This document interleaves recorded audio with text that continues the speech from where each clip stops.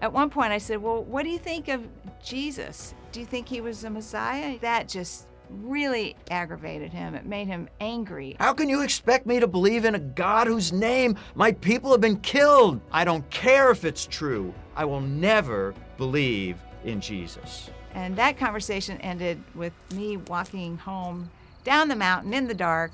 It was not a pleasant encounter. I grew up in a loving Jewish family. My mom and dad were very actively involved in the local synagogue, and we were there pretty much every Friday or Saturday. We celebrated the holidays at shul. We celebrated Passover at home, and my Jewish identity meant a lot to me growing up. I decided to go to college, where I majored in fashion photography. And then after I worked in the photo industry for a couple of years, I decided to fulfill my lifelong passion of learning how to ski. I drove myself to Aspen, Colorado, where I knew no one, got a season pass, and started skiing. Aspen was heaven on earth, and that's where I wanted to live the rest of my life. And so it was there during my second ski season that I met a young woman from Kansas City, Missouri, perhaps the most curious person I've ever met in my life. In fact, she has a journalism degree from the University of Missouri. She began talking to me about her faith in God. And she told me that she was a Christian. And I said, oh, that's nice, I'm Jewish. She kept asking me questions. Do you believe in God? Well, what's he like? Is he personal? Does he want to have a relationship with you? What? What do you mean, what's he like? And I said, he's other, and we're here, we're down here. He's infinite, we're finite. She kept asking me questions and about God and about what I believed about God and why I believed it. And the more questions that she asked me, the more upset I would become with her. I would get angry with her. How can you expect me to believe in a God whose name my people have been killed for 2,000 years? She appeared to me as being narrow-mindedly dogmatic. But it was over time, as she asked me questions about what I believed and why I believed it, it began to occur to me that maybe I was the one who was narrow-minded and dogmatic. I knew Jews don't believe in Jesus. I knew you can't be Jewish and believe in Jesus. But the more she pressed me to explain why those things were true, the more I realized I didn't know, other than because.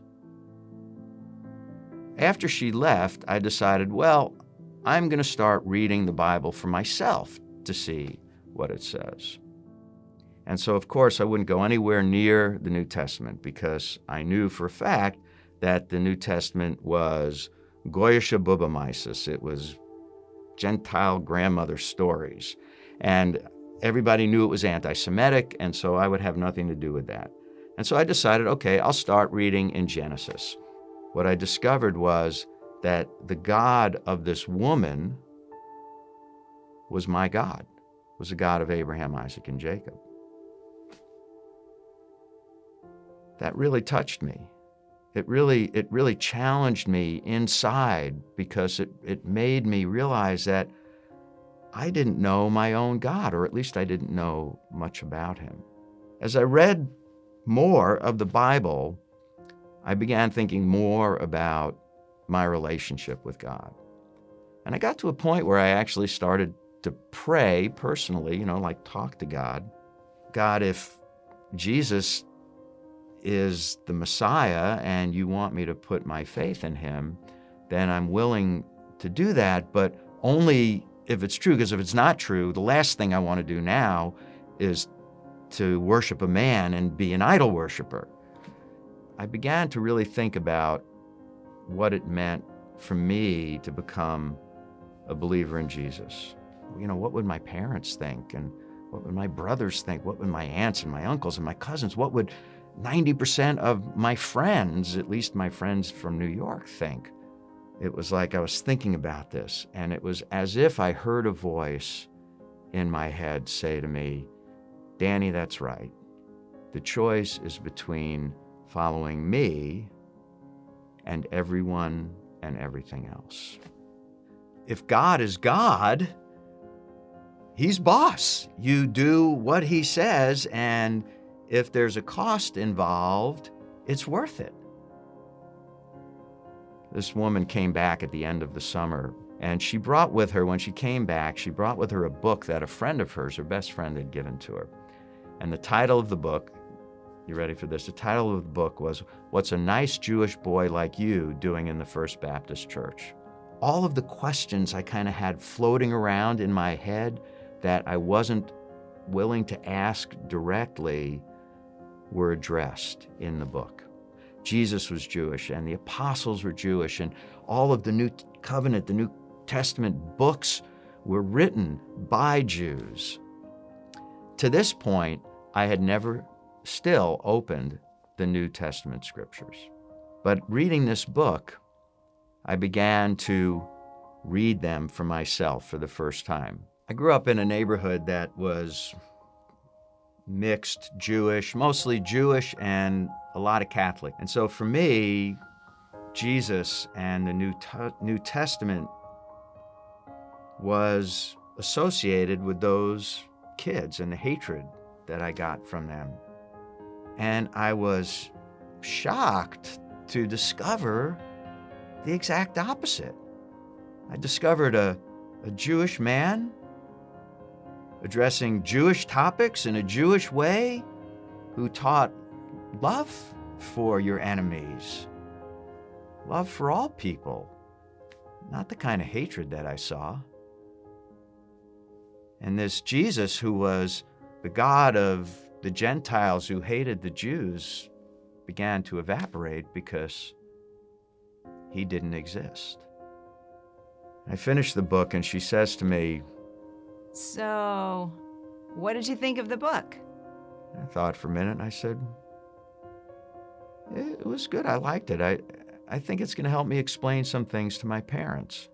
And she was completely taken off guard, and she said, you mean you believe that Jesus is the promised Messiah of Israel? And I said, yeah. She says, now you believe that He died on a Roman cross as a payment for your sin? And I said, yeah. And she said, and you believe that by trusting in Him and what He did for you on that cross, your sins are forgiven and you have new life with God? And I said, yeah. After I had come to faith in Jesus, it took me a few months to build the nerve to tell my parents about it because I knew it would be hard for them. His parents did not take it well. My mother's response was just classic. Don't talk to me about Jesus.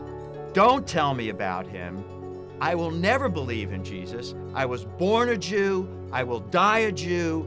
I don't care if it's true. I will never believe in Jesus.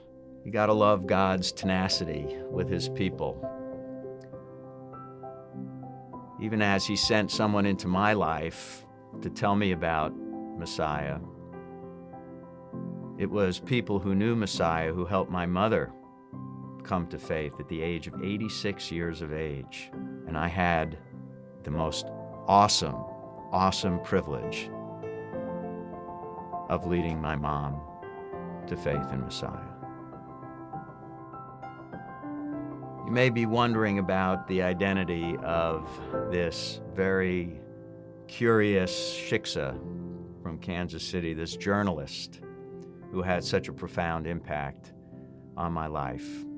And yes, what you are guessing is true.